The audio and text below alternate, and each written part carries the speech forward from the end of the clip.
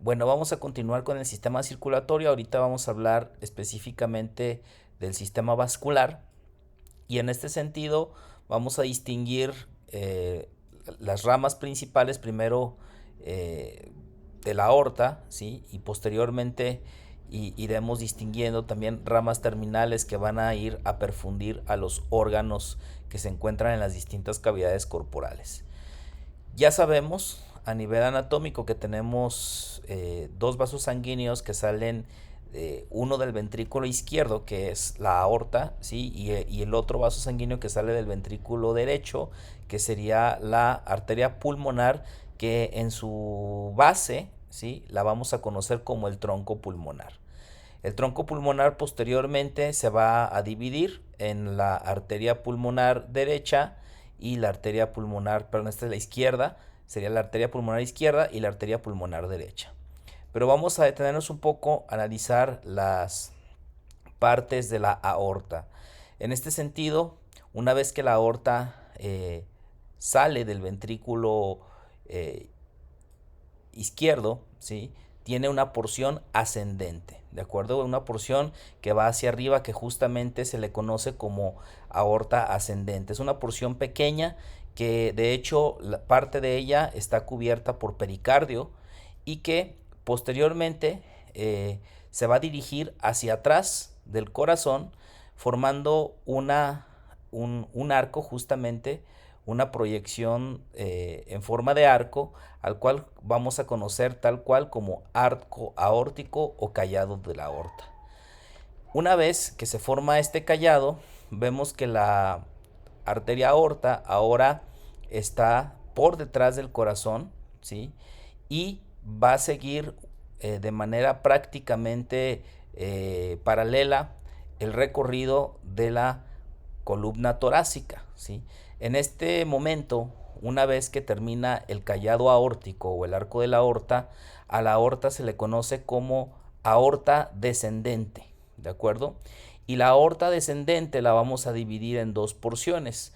Una porción torácica, que es la que va a estar por arriba del diafragma, y una porción abdominal, que va a ser la que va a estar por debajo del diafragma hasta llegar a la columna lumbar, ¿sí?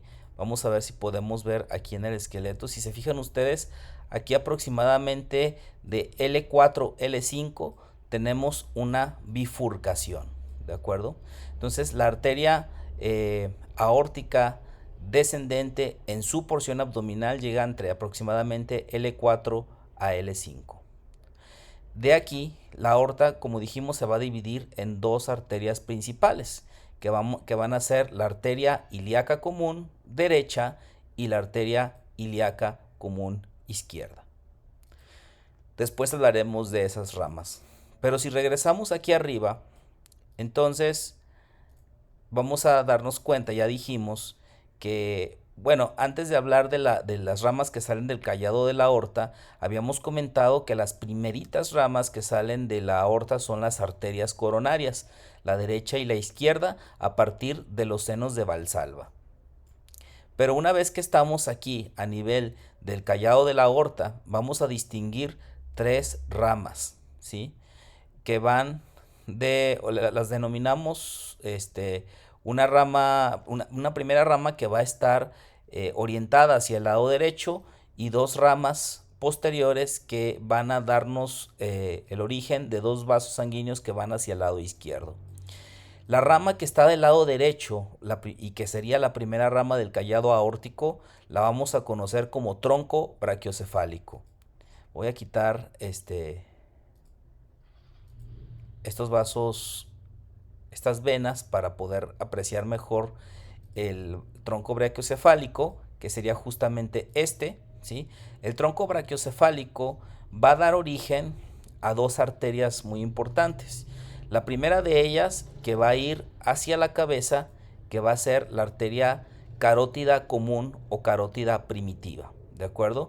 En este caso, que estamos del lado derecho del tronco y que estamos justo en el tronco brachiocefálico, la arteria que se formaría sería la arteria carótida común derecha, ¿de acuerdo?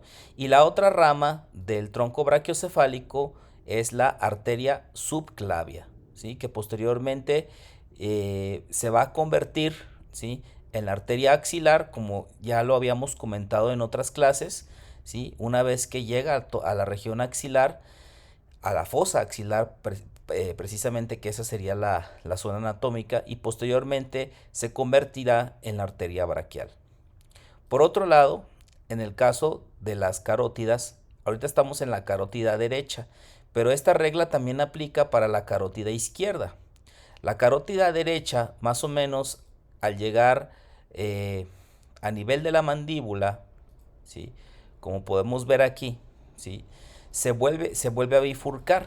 Las arterias carótidas comunes se bifurcan, ¿sí? Si se fijan, esto sucede aproximadamente a nivel de C3, ¿sí?